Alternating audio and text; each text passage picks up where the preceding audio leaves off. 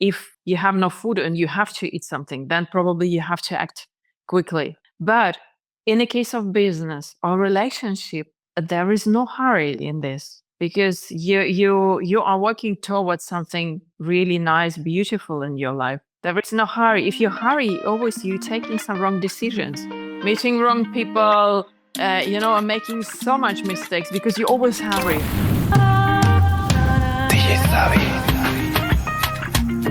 Maryna Bilousova is a mindset architect, certified international hypnotherapist, and coach.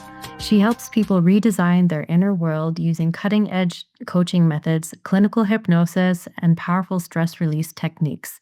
Trained with world-renowned experts like Paul McKenna, Maryna blends modern science with deep transformation to help her clients unlock their full potential. So, hi, Maryna. Thank you so much for being here. Hi, Samantha. Yeah. I'm really happy to be here. Yeah, I'm really excited. So I know that we did a brief introduction, but why don't you tell us and our audience a little bit more about yourself and exactly what it is that you do and how you help people? Well, as you read already, I'm a mindset architect. So I'm working really with the way people think, turning some words from negative to positive, changing their life. I am working with hypnosis. Yeah, it's also a tool, and coaching, of course. And there are some more tools that I'm using, depends on the client as well. But it's all done for, people getting out of the maybe problems, limiting beliefs, blocks, getting into your new level of life, and helping them to live their better version of themselves.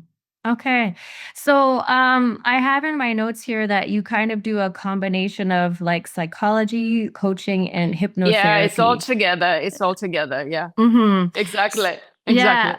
So my question for you would be, I'm really interested in the hypnotherapy part of this because I've tried hypnotherapy and I'm kind of interested in, becoming a certified hypnotherapist as well because I'm a coach. But I feel like hypnotherapy would be a way to kind of hack into the subconscious a little bit more. And so my question for you is, let's talk about the subconscious mind and exactly what it is and how hypnotherapy kind of interacts with the subconscious mind to bypass those limiting beliefs. Look, if we look into Sigmund Freud's explanation of subconscious, it has this metaphor with the iceberg. And the top of the iceberg, the small part above the water, this is our conscious mind. And this is something what we do daily. We think, we feel, we can touch, we can see, all the five senses we have. But then there is another part, and it's much, much bigger, that under the water. Yeah, and this is something that knows about us everything. Yes, it has memories of everything, even from past life, if someone believes or not. But this is also something like this, and it knows everything, absolutely. It's when we compare how operates conscious mind and subconscious mind, conscious mind is processing something like 40 bits per second of information. Our subconscious mind processing 11 million bits per second. Anything that not even, it could be a whisper in the next room. And we are not consciously focusing on this, but we can hear this with the subconscious mind. And this is why, for instance, all the kino, they are using also this advertisement placement. Yeah, it's all because we not exactly look at this, but because it's in the screen, we automatically having this in our memories later. And so if you next go to the shop, for instance, and you see something, okay, it's not that really unknown product, Yeah. So, and it's very, very interesting. Very interesting. Well, and the thing about that, what I like that what you brought up about like the way that advertising works, right? Because a lot of the time Yeah. we don't necessarily know that we're being programmed, but it's like being programmed from marketing and advertising and even the news and stuff. Hmm. So like that's why for me, like I try to stay off of social media as much as possible, and I try to stay away from like the news as much as possible because it's like I know that there's like some subconscious programming going on there. But I wonder if you can talk about like exactly how that works in terms of like when we see it but we kind of don't acknowledge it, and then how those things get embedded into our mind that we bring up later. You know what I mean? Yeah, sometimes it's, indirectly, sometimes like with some memories, if you think about your childhood, for Mhm. instance, there is a period from 0 to 5 years old, and we do have almost no memories normally. Yeah, if you Mhm. will sit and think, probably, yeah, you will remember some things, some pieces, Mhm. but it's like, okay, where is this part of the life? But there is happening a lot. And if you go there then afterwards and you start working with some people problems, there is a lot of coming from that time. And the same way is working also advertisement and all the product Mhm. placement. Mhm. You don't remember it unless you see it somewhere, you know Mhm. and it's specifically done. I think, we are all surrounded by specific psychologists and people who are really knowing how we are functioning. And this Mhm. is a system that I remember. Okay, it may be a conspiracy theory for someone, but I think the project from the CIA that was named like Mockingbird Mhm. started in the 40s or 50s, where all cinema industry and all music, they're all working together, Mhm. to influencing people, to moving the masses into right directions if it's necessary.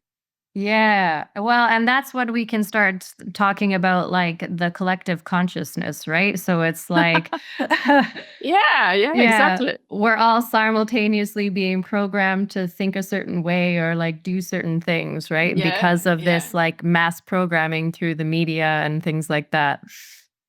yeah, yeah, exactly. Hmm. And it's starting priori. I remember the Corona time and all these pictures of the virus. Oh, This yeah. ball with this. Yeah, Yeah, the spikes on but it. those pictures actually were already available at the 90s. Hmm. Yeah, so it's always like step by step of this Hmm. programming that we undergo. Yeah. And yeah, Yeah. so And it's, I think, like, how can we as individuals kind of identify that and kind of step away from the programming then? Like, because that's really hard. Because on the one hand, we need to operate and, be in society at a certain level. But on the other hand, we also want to, make sure that we're keeping our minds clean from this kind of yeah, subconscious programming. I think important really to see yourself as an individual. Mm-hmm. And okay, yeah, it's society is okay, but if it's society influencing you in the way that you has anxiety, fear, and everything, is it doing good for you? Not. Mm-hmm. Yeah, so escape something like this to understand when manipulation is coming. Mm-hmm. And especially if you watch TV or something, if Mm-hmm. you feel, again, fear, anxiety, or guilt, Mm-hmm. it's a direct manipulation, and it's manipulation in the bad way. Mm-hmm. So just to understand this, then maybe it's good to switch off the TV Mhm. Mhm. completely. Yeah, yeah. And that's why, like, I don't really even watch TV, honestly, is No. because I'm just like, if something happens in the world, my philosophy is kind of like if something big enough happens in the world, I'll find out about it. You will, yeah, exactly. Yeah. Someone will tell you, yeah. Yeah. And it's Someone will, really, yeah. yeah, and it's really, really. I don't know if it's in English something like this.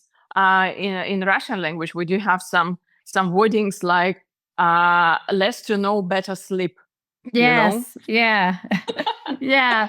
Which is kind of like you want to maintain a balance because, on the one hand, you don't want to be Mhm. ignorant of what's going on in the world. But on the other hand, it's like worrying about things that are completely outside of your control. It's just like Yeah, not healthy, right? Like, I can't do yeah, anything about like the political landscape or about like COVID or exactly. whatever. So it's like, why am I going to keep myself up at night about these things, right?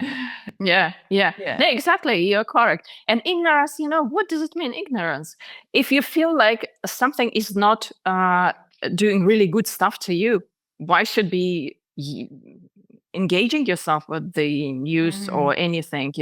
I think everyone should really feel, is it good for me or is it not good for me? And Mhm. this is very important. And when everyone will be just doing their stuff, their own stuff, that they're really making them happy, letting them Mhm. feel better, Mhm. probably we would not have any political debates or any wars on anything because Yeah. everyone will be busy with the stuff they Yeah. do.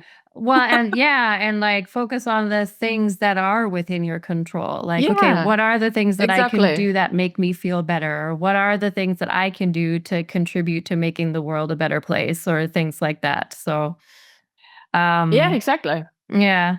I wanted to go back because you had mentioned the period range from like 0 to 5, about how we don't have those memories. Memories, yeah. Yeah. And so I wanted to talk about, childhood, because so many of the limiting beliefs that we have about like what we're capable of, or like who we are, even sometimes they get embedded to us in childhood. And so I wanted to go back and talk about that, and like, because those are things that are, again, are kind of beyond our control. So how do we go back and Right. kind of identify those limiting beliefs and then kind of flip the script once we've identified them to overcome them, so that we can, do things that maybe we thought we were not capable of?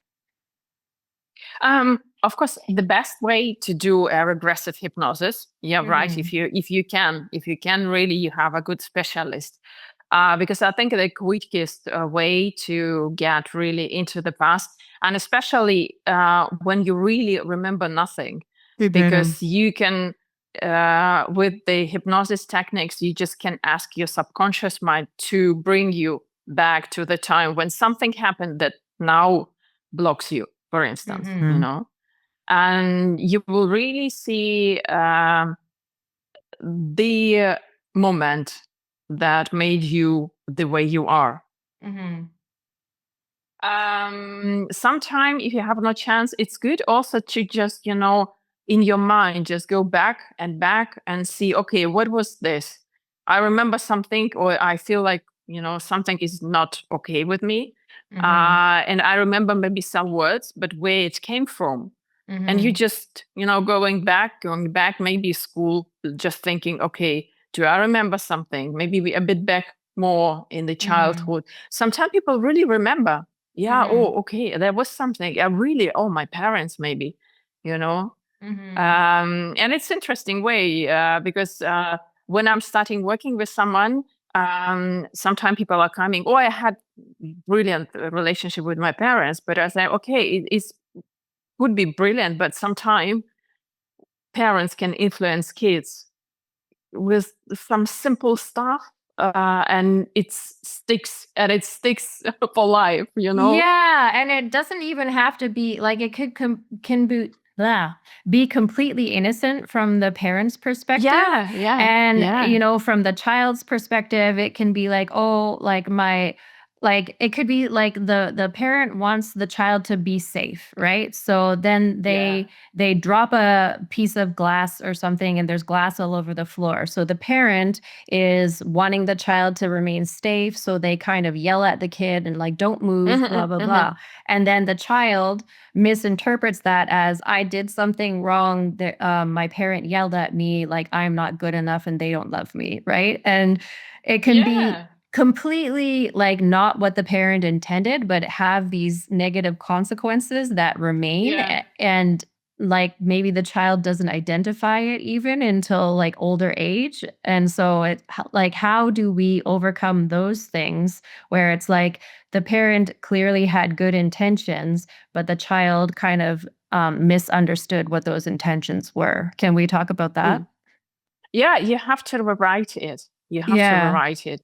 You have to understand that the parents at that moment actually was worried about you and they loves Mm-hmm. you still, and it was not bad situation, but you just took it like the way, Mm-hmm. a negative way of this. But in every experience, absolutely every experience, even if it's really bad one, yeah, we may think about really difficult relationship in the parent house, maybe some abuse or anything. There is always a positive learning, always. Mm-hmm.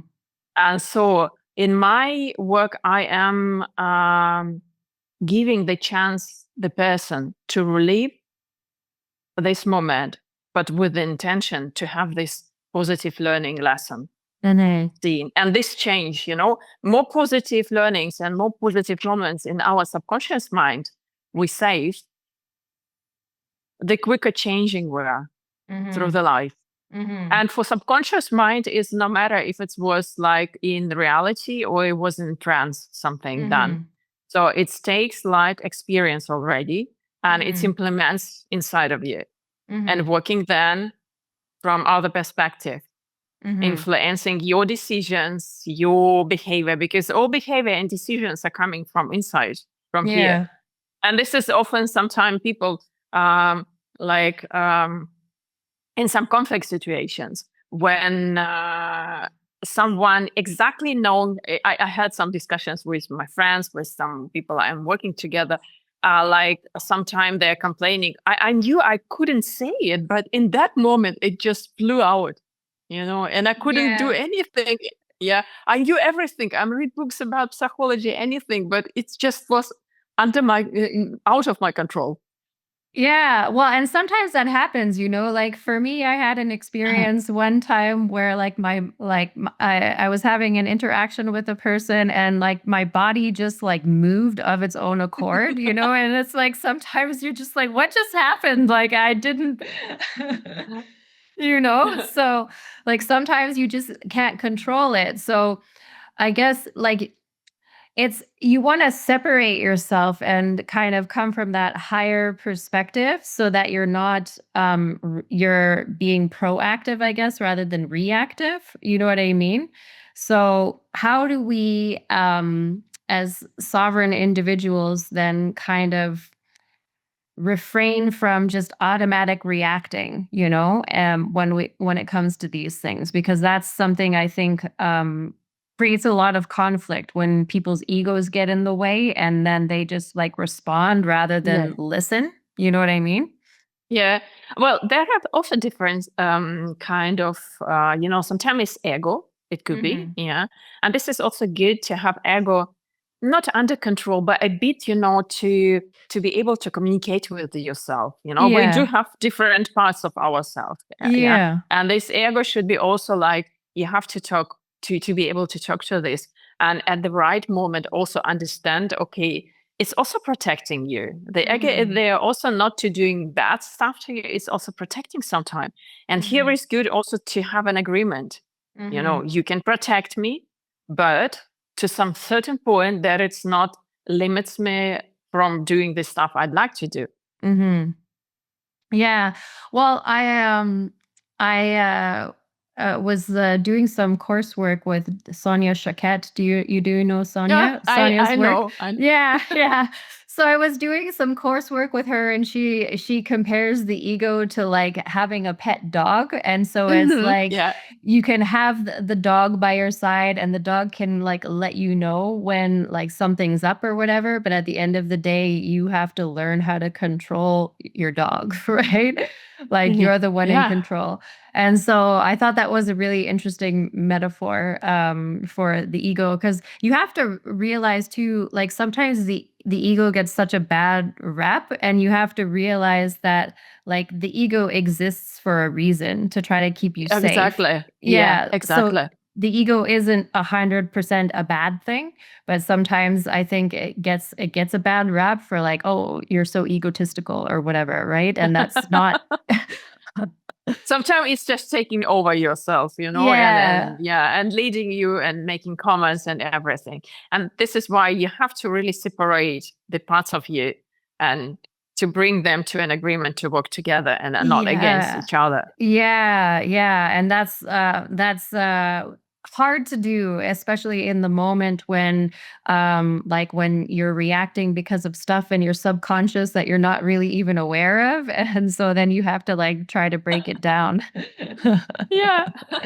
Yeah, it's some work there, because you have to practice and you have really to identify those limiting thoughts, limiting Mhm, beliefs, anything that is really okay, it came something out of me. Okay, was it good, bad? Okay, something strange. Just maybe write it down and think a bit. mhm, Um, how to do it better, how to react next time better. You know, mhm, sometimes it's also already some help. It's of course better to do a hypnosis maybe if you can, but sometimes even this work, like to write down, to think why it's happened. Maybe it came something mhm, also again from the past. Maybe your mhm. parents were behaving the same way you do it now. Yeah, yeah. I wanted to talk about the regressive hypnosis and like recalling memories because Mhm. memories are not always 100% accurate. Like, if you go, like, this is just an example, but like in a courtroom and you have like witnesses who are testifying, Mhm. and then like what the witness testifies is like entirely different than what was caught on video or something. So sometimes, or you can have two people who witness the same thing and they'll have like two completely different stories. Right. Okay. Yeah. So I wanted to talk about like when we go into a regressive hypnosis and we're looking back at our memories from childhood, like how do we know that those memories are accurate? Or are those memories just Mhm. like a recording of what we feel that we experienced? Or are like, how do we know? Subconscious mind is registering everything, Mm-hmm. absolutely everything. And here is a bit different, you know, a way of memories. One thing what you just telling, it's a conscious mind. Yeah, Mm, and it's okay. sometime really happening something. Yeah, we may not notice something because we were looking in different direction at the Yeah. same time when something happened. Our perceptive, at that moment maybe was somewhere else, and this is why Mm-hmm. we registered from the conscious mind differently. But Yeah. in a subconscious level, it could look completely differently because Yeah. it's like 360 degrees around you. It's just scanning Yeah. everything. Yeah. Yeah. And when I was working with some clients, for instance, one of my clients who was dealing with some weight issues, Mm-hmm. and we were working in some programs that she got in the childhood, and she was so surprised because afterwards she was telling me she even could remember what her grandpa was having for the meal in the evening, and it was Mhm. completely weird stuff what he Mhm. was eating. And she afterwards she was right, like, yeah, it's true, he was eating something like this, Yeah. you know so it Yeah. was like really, really clear to her, like, okay, wow. Yeah. Yeah. Yeah. Um, so I wanted to talk about because I have had some experience. So I've tried hypnosis a few times. And Okay. yeah, I tried his hypnosis a few times and my experience has been like not what I expected, right? And so In a yeah, way, in a way. yeah, because like in the movies when you see people who get hypnotized and you expect that they're just like not going to remember what happens and they'll be like Yeah, sleeping yeah. and right? Like And anesthetic. yeah, exactly, exactly. And so I wanted to talk about like the expectations that people might have for what a hypnosis session feels like or is Mhm, mhm. versus like the reality of what it is because I guess in my experience, I felt like I was completely conscious, you know? I felt Mhm. like I remembered everything that he said, like I didn't I was thinking and I was and I remember thinking like, how can I be hypnotized if I'm actively thinking about like what he's saying, right? And so my question is like how do we actually know that we're getting into that hypnotic state? And I also wanted to talk about brainwaves. I wrote brainwaves down here because normally we're working at like an alpha brainwave level, right? Like when we're waking and active, Alpha or is and it beta? theta. No, beta. Beta is Beta, active. yeah, It's our yeah, daily. Yeah, yeah, alpha yeah, beta. is already a light trance, and Yes, theta is the deep trance. right, Yeah, right. delta is sleep.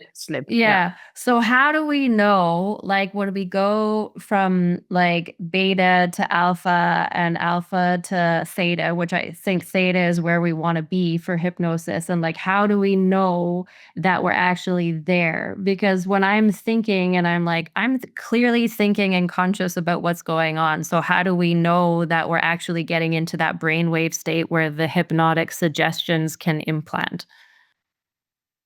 Normally, it's because of really deep relaxation that you experience. I don't know if you Mm-hmm. remember.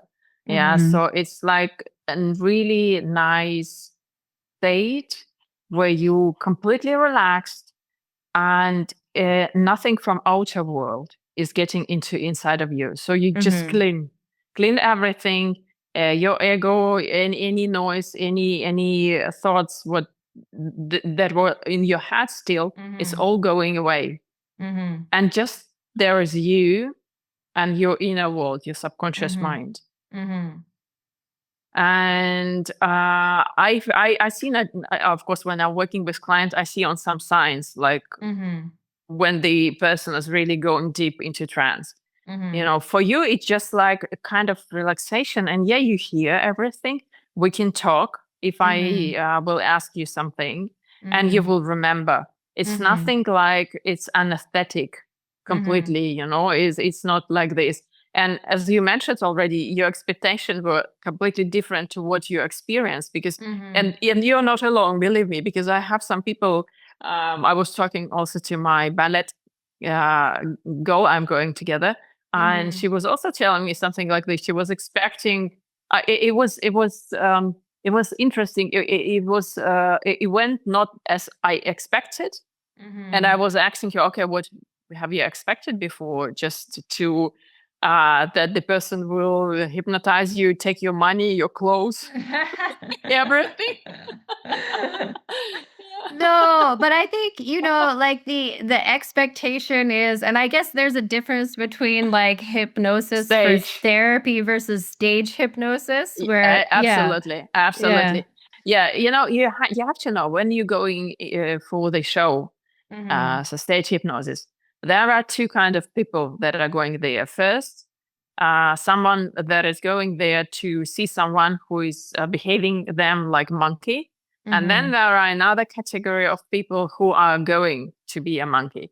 You Mhm. know, so they're Yeah. meeting together. Yeah, because I Yeah. guess like that would be kind of or that would have been my expectation for going in was that I have no memory of it whatsoever, right? And then it would be like coming out of a deep sleep kind of thing. That was my expectation going in. But the couple of times that I did do it, like I just didn't have that experience, and so Hmm. it was something that I kind of had to like I had to get over that because, like, Yeah. there was one part of me that I guess my ego got a little bit frustrated, and then, like, the guy actually pulled me out because he's like, "Okay, this is too intense for you." And so he actually pulled me out because he's like, "Okay, no, this isn't working." I'm always discussing with people when I know Yeah. where someone have done something. So I'm always asking if you Mhm. had an experience, just share with me what your experience was. Did you like it? Did you not like it? What was good? Was not good? To Mhm. understand on the which level the person is coming to me, and Mhm. sometimes really. people are still having some misinterpretations about the hypnosis.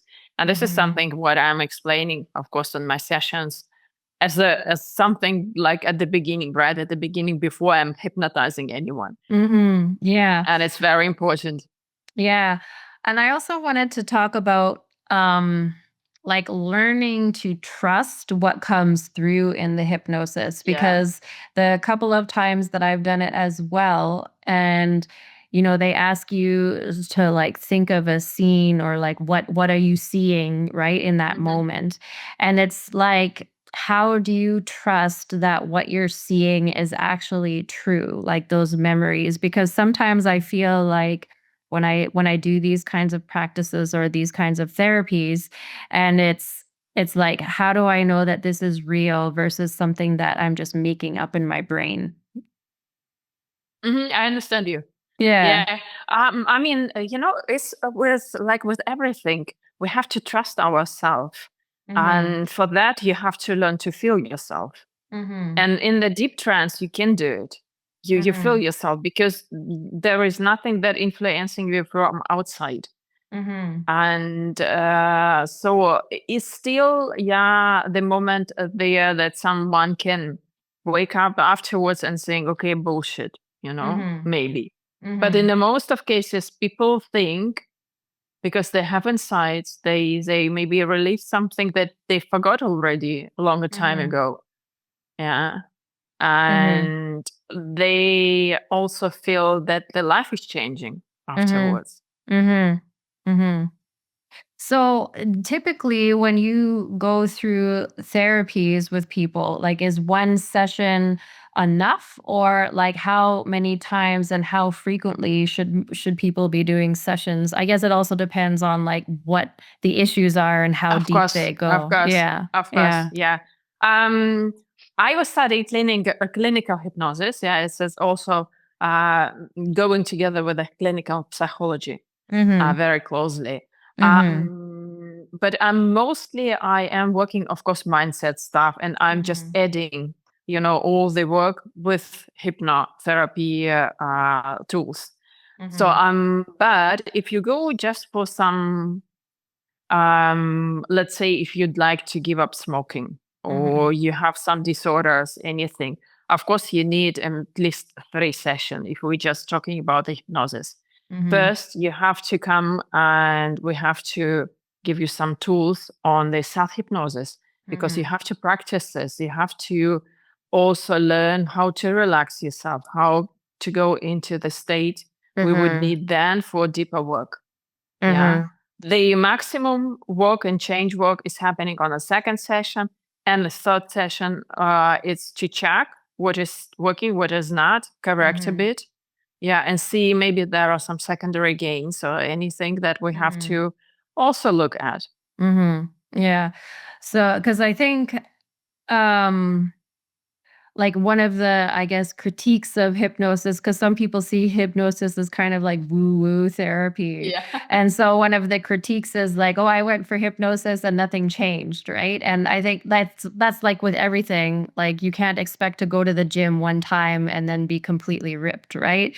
And Yeah. so, I wanted to talk about like how to keep going with these kinds of practices at home. So if we go like 3 times, like, how do we manage to maintain it over? Because I think that's something people don't really realize, is that mindset work and changing your limiting beliefs, like, it's an ongoing process, right? It doesn't just happen Exactly. Exactly. overnight. Mm-hmm. And this is responsibility of the client, actually. Mm-hmm. Yeah. So if you'd like to have a result, I'm doing the change work for you. So we are Mm-hmm. just, like painting your path Mm-hmm. in front of you. Yeah. But to get up of the sofa, this is your responsibility. Mm-hmm. To do the homework, what I am giving, or maybe another specialist is giving to you on a self hypnosis, or maybe some writing work as well, about the Mm-hmm. limiting beliefs and all this stuff, to practice your anchors, Mm-hmm. what we're doing also in the hypno sessions, Mm-hmm. for the good feelings, for anything that helps you go through the life.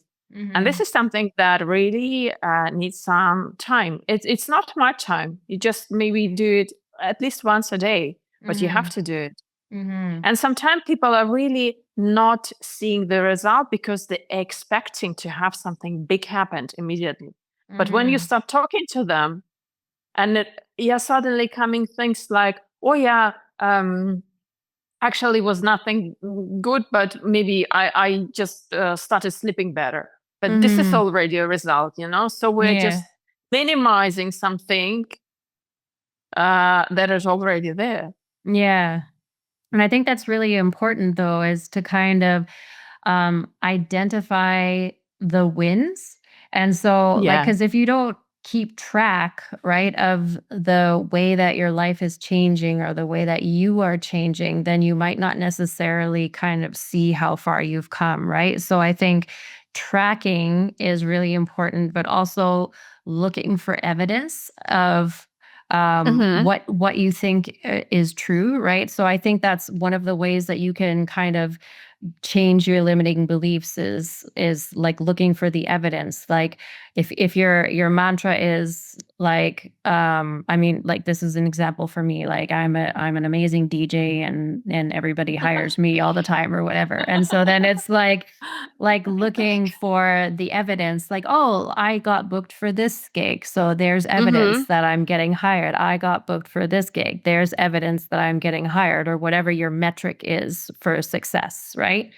Yeah, um exactly. yeah, and so I think those kinds of things are really key in terms of seeing how far you've come, because otherwise it's really easy to kind of get frustrated when you don't see those big results. So you have to track the small incremental steps, Exactly, right? exactly. Mm-hmm. As an example, when I was learning clinical hypnosis, we had a part on anesthetic, also Mm-hmm. working with the pain management and all this stuff.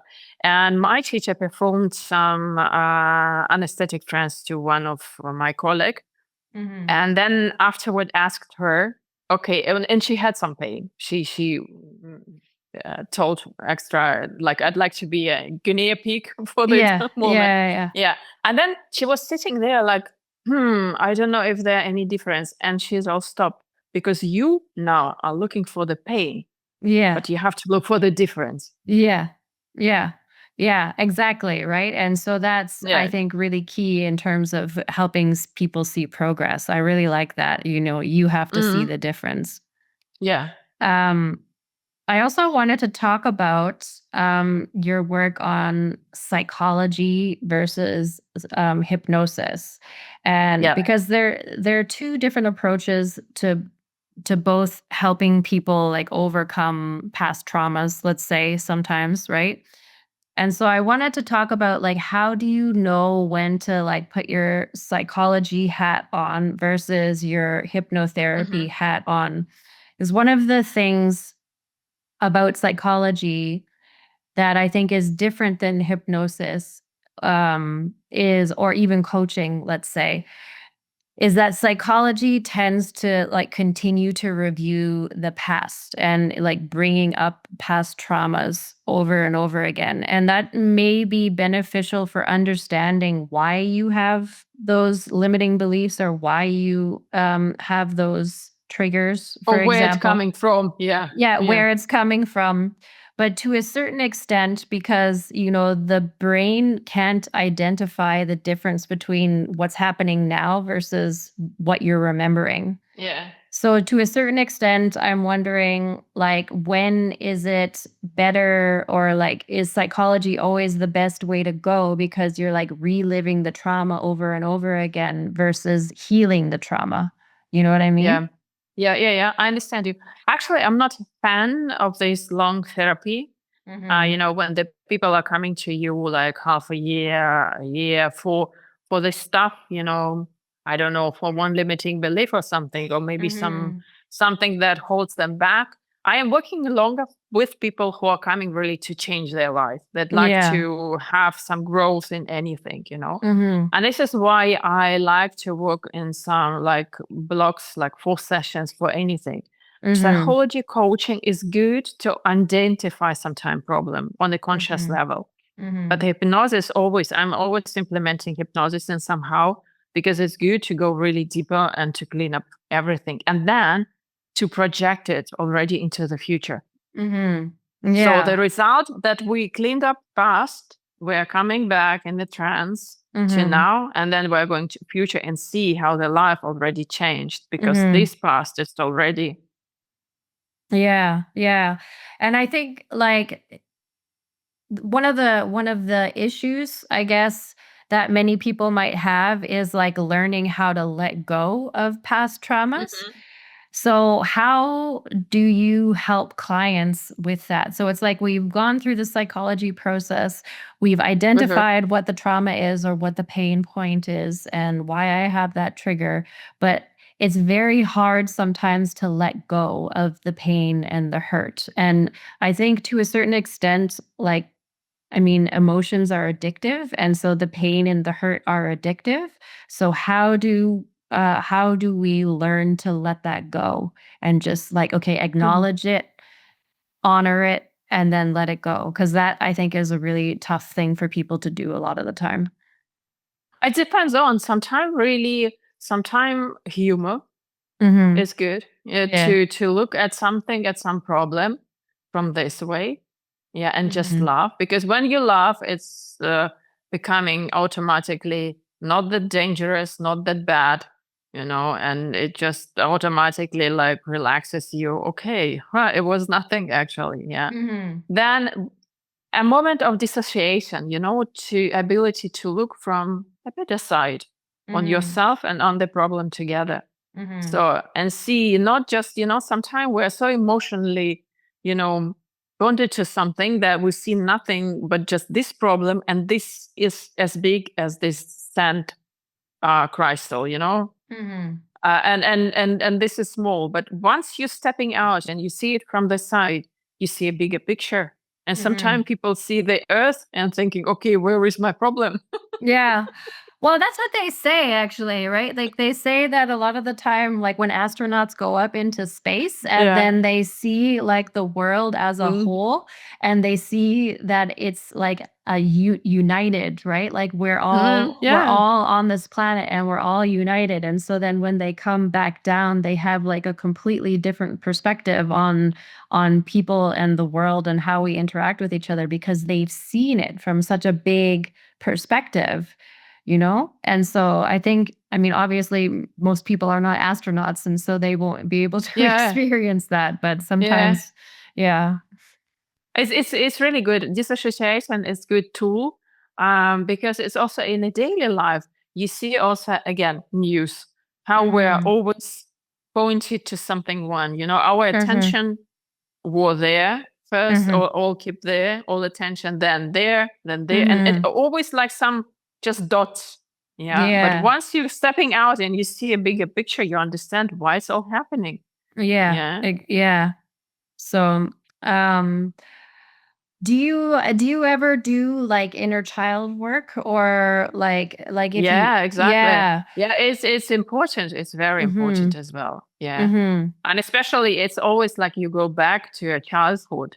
Mhm. Uh you see yourself as a small child, and you can Mhm. talk to you, and you can also harmonize something if you feel like, to take yourself to Yeah. hug, to give love. Yeah. Yeah. Well, and that's because I've had a few like I myself have identified a few like traumatic experiences like from Mhm. childhood, but even from like within the past 10 years, let's say. And I've identified those situations and it's like it's kind of funny because you have to like you disassociate like so you have like your higher Mhm. self almost and Mhm. it's Mhm. like caring for that younger version of yourself. And so it's like, I'm sorry that I wasn't able to protect you and kind of like giving Yeah. that version of you a hug. And so the way that I've kind of learned, like there's still pain, Yeah. there's Yeah. still pain, but it's almost like I'm hurting for the woman or the little girl that I was and that I wasn't able to protect that version of me in that moment, and so it's Mhm. like taking them into your arms as your higher self and saying like, okay, it's okay, like you're safe now and I will protect you, right? Yeah, yeah, yeah, exactly. And it's also interesting, there are some tools also to balance your inner child, and your inner adult, Mhm. to keep it in a balance, and just to see sometimes people let them see themselves as a child and adult, and see how looks the child, how looks the adult. And sometimes it's really interesting images what they see. And then Mhm. to balance this, that the child is getting big, white, and maybe adult is looking more like adult and not like something Yeah. completely. Yeah. Yeah, well, and I think it's so I can't remember who was talking about this, but I heard someone who was talking about doing like inner child work, and it's like inside you have like the scared like 5-year-old, who like Mm-hmm. doesn't want to be away from mom but has to go to school or something like that, and then you have like the angry teenager, and so there's like still like an angry teenager who's inside of you who wants to get frustration out, and so it's like different points of your life, and there's all these kind of Yeah. things where you have to like, okay, like I'm still angry about like some things that happened when I was a 15-year-old girl, like let's unpack this. So Yeah, everything should be in balance. mhm, Everything should be in balance. mhm. I wanted to talk about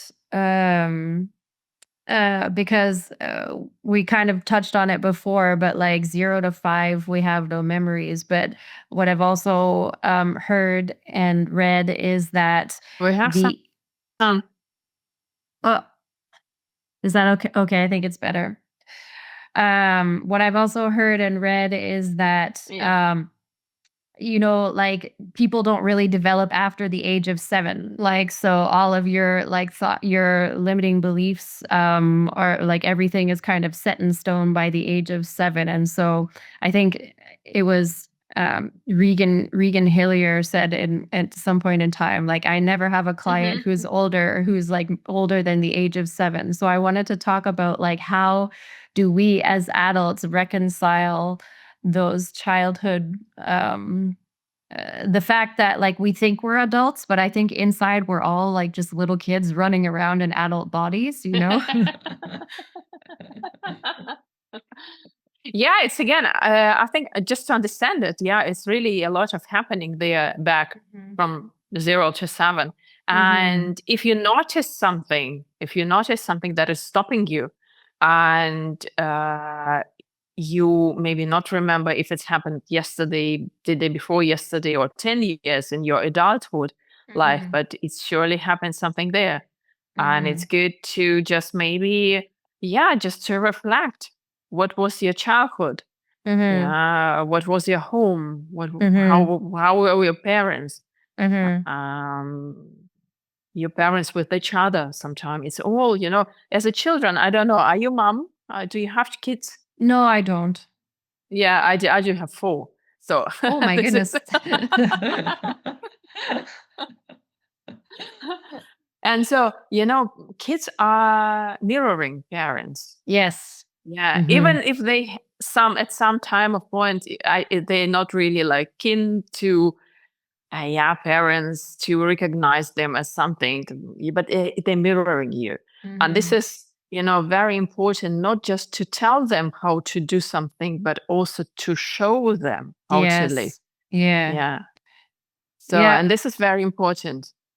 Well, and kids, like, I think also we don't really recognize like how like kids are sponges. Their brains are Yeah. sponges, right? And that's how they learn is by observing, right? So they see how the parents interact and be like, okay, like this is how the world works. Because when you're young, like your world is your home life, your world is your Hmm. parents. And so you might not even think that you're teaching your kids a lesson, or you might not even think that they're understanding what's going on, but they're just like taking it all in, right? Because it's I think, Yeah. from 0 to 5, it's like pure subconscious, right? Like, because you can't remember Yeah, it. yeah, yeah. Mhm. Yeah, yeah, yeah.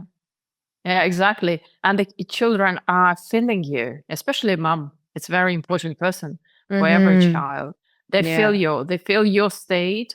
Mhm. They feel your thoughts. Mhm. Everything. They're Yeah. scanning everything. Yeah. And this is why I always telling, sometimes I'm working with women and they are worried this balance between family and the job and or Mhm. everything, and they Mhm. have this feeling guilt or always like they are not spending enough time with kids because they have to work.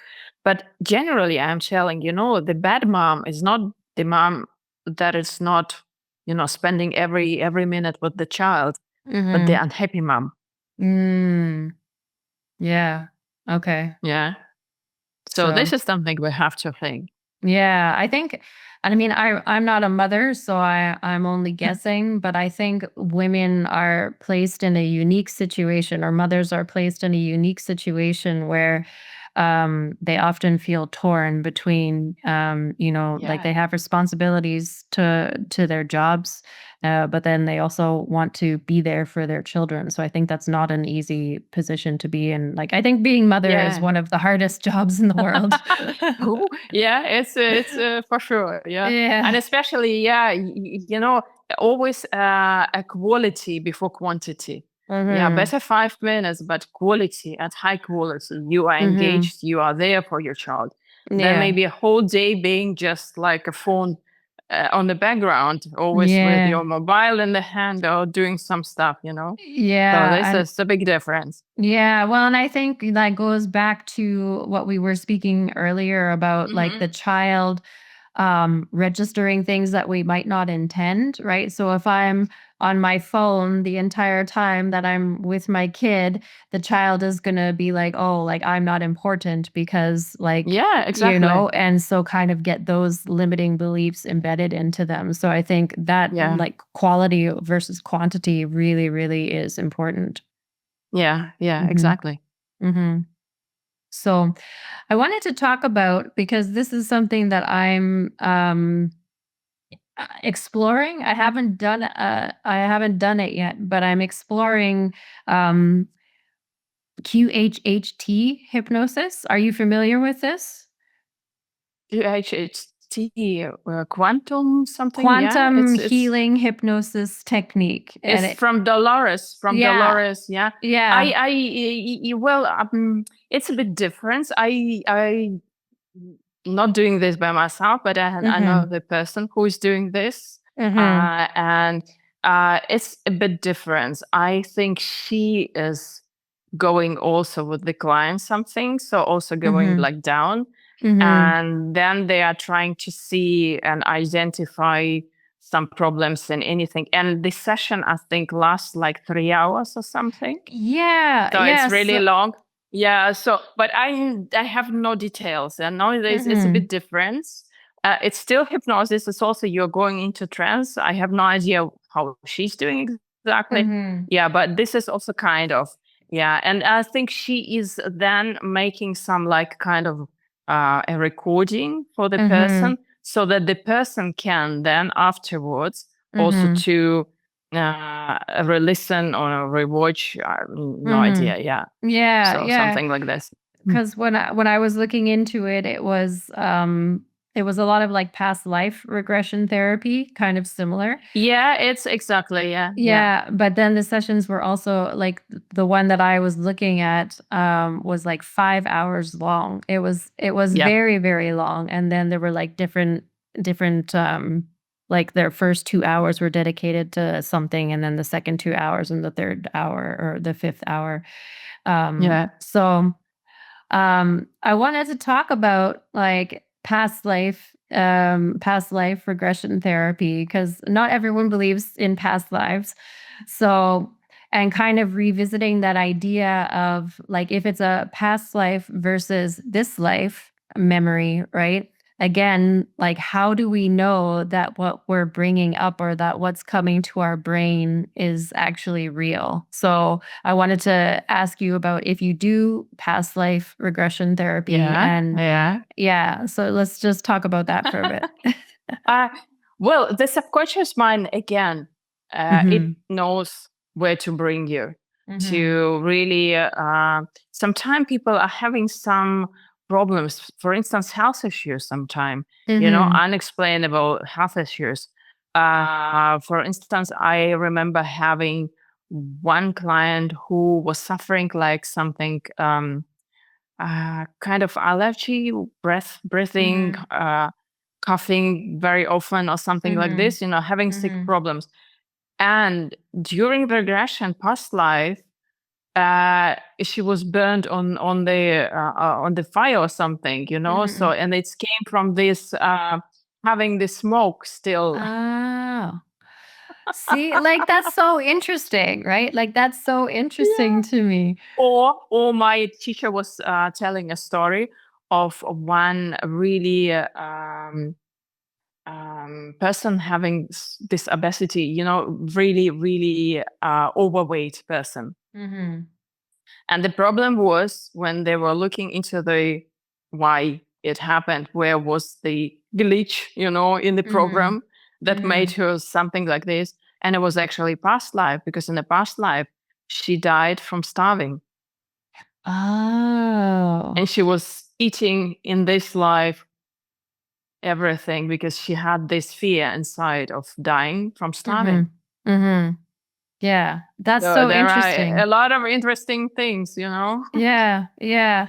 That's so interesting because I've done some past life regression therapy as well, and so I'm kind of like I'm always curious to know like, oh, okay, but there's always the question in my mind like is this really real? Like did this really happen? And so again, I guess it comes back to like learning to trust yourself and trust your intuition and Exactly, yeah. exactly. And very important for regression hypnosis, coming with some intention.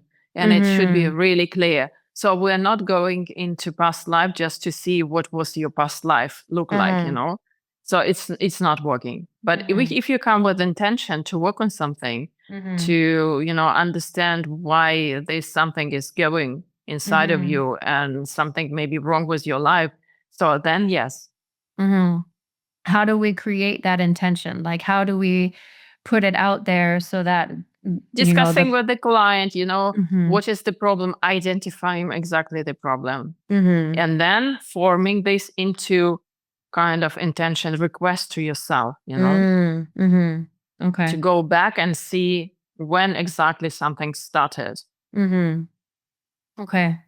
So my question now is now that we've kind of discussed like identifying limiting beliefs through hypnosis and through Mhm. regression therapy, like how do we overcome the blocks in the limiting beliefs, or like what are the tools that you would recommend for people to overcome that? Because sometimes we're living a life or we have these ideas in our like one that's probably really common for people is like making money is hard, Yeah, for yeah, for yeah. It's example. probably most yeah, Everybody, common. Yeah, so like for something like that, especially when it comes like that's almost like a collective consciousness belief, right? So overcoming yeah. something like that, like what are the tools or how are the ways that we can move forward to overcome these limiting beliefs? Yeah. First of all, always to ask you if you identify something like this, yeah, something like, oh, you have to work hard for money, yeah, Mhm. then think first, who did tell you this? Mhm. Then think if it's really 100% true. Mhm. And if there are any case, one person would be like working not hard for the money, Mhm. then it's not true. Then it's not a rule. Mhm. And just to understand already this, and then to rewrite it, to think how I can rewrite it in a positive way. Mhm. Mhm. Yeah, how getting money is easy or Mhm. with ease. Yeah. Yeah.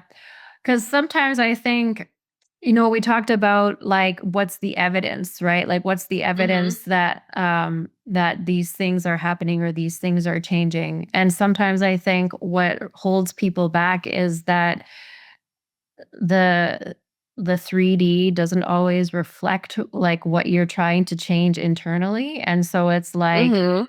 like Hmm. learning to ignore the 3D until like your reality has a chance to catch up with you kind of thing, because these things always take time, and I think that's the part that frustrates people a lot of the time. So Yeah. how do we overcome that, or how do we persist when the evidence in the 3D isn't always exactly what we want? Well, I think maybe to think first, maybe what you want is not yours. Mhm. Sometimes it could be, we are Mhm. sometimes running behind some illusions that are Mhm. really not ours That's true. and trying to get them. Yeah. And Mhm. this is again, we're coming back to this, like to be able and to learn to feel yourself.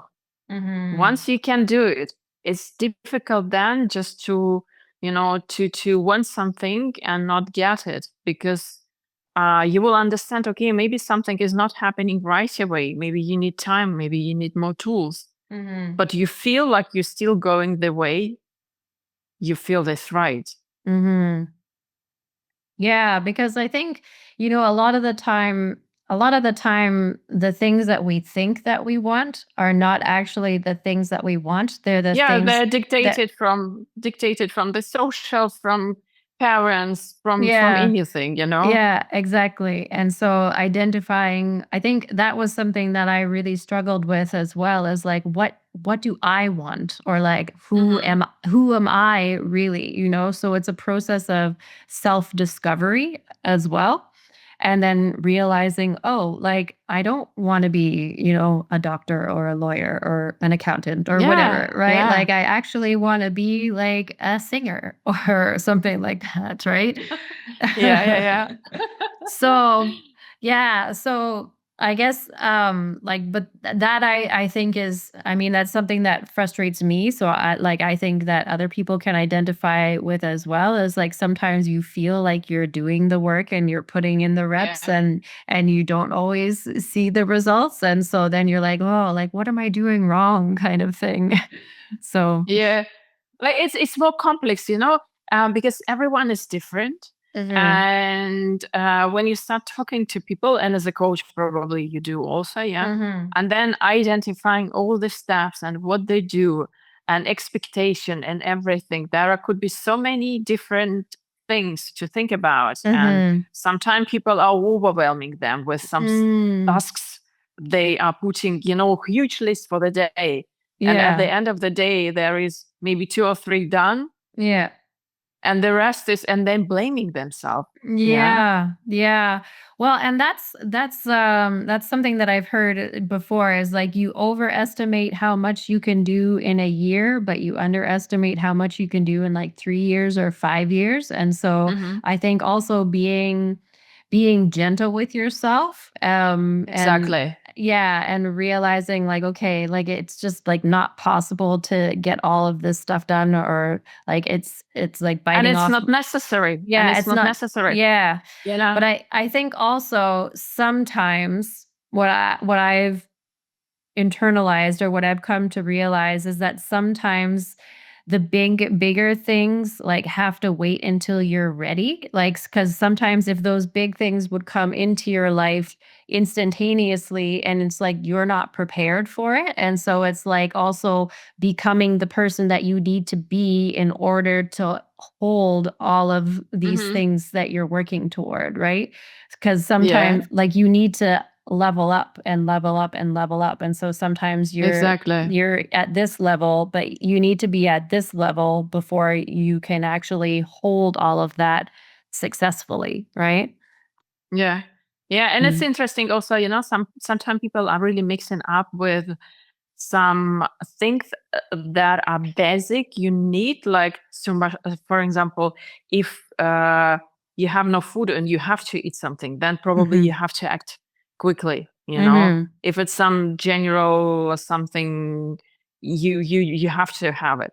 Yeah. But in the case of business or relationship, there is no hurry in this, Mhm. because you are working towards something really nice, beautiful in your life. There Mhm. is no hurry. If you hurry, always you taking some wrong decisions, Yes. meeting Yeah. wrong people, and making so much mistakes because you always hurry, always Yeah. in this, some modus like, okay, I have to do it, or I will not fit it in some certain frame, like with many people, like in relationship, for instance, like I have Mhm. to meet someone because I have to fill a gap, tick the box or anything.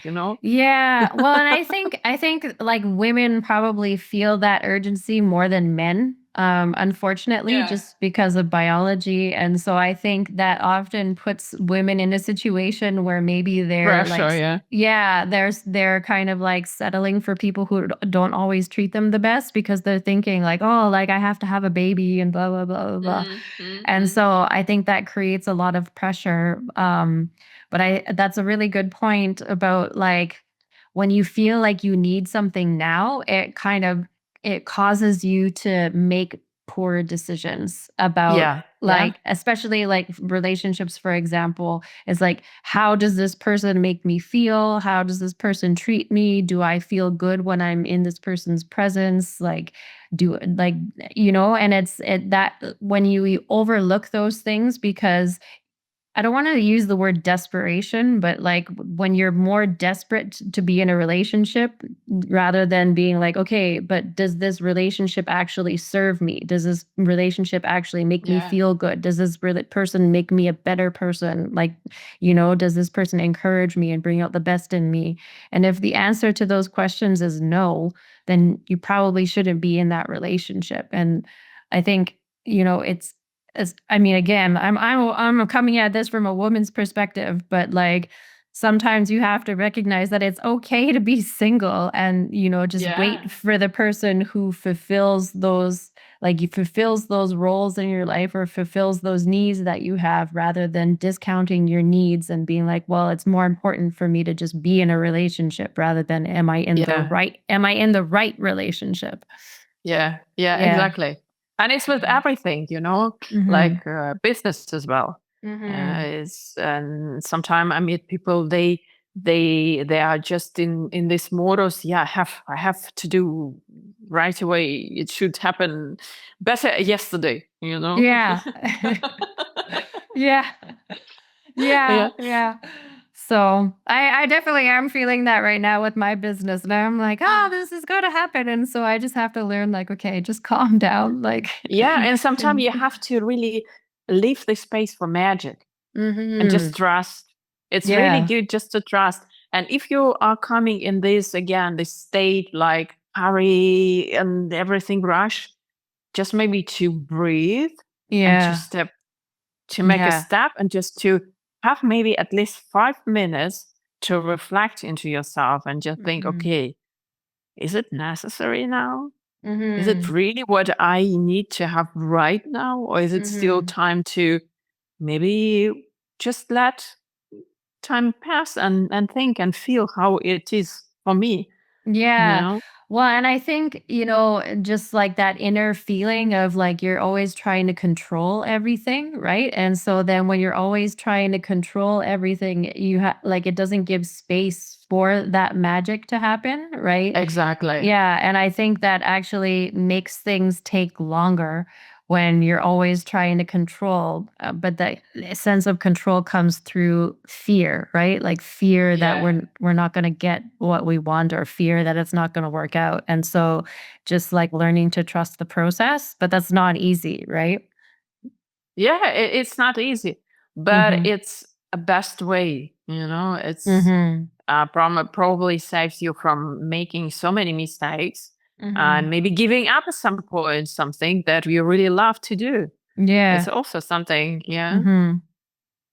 Yeah. So did you have any closing like thoughts that you wanted to discuss or like anything that we you wanted to talk about that you think we missed or I actually not, but I don't know if you know some kind of small exercise.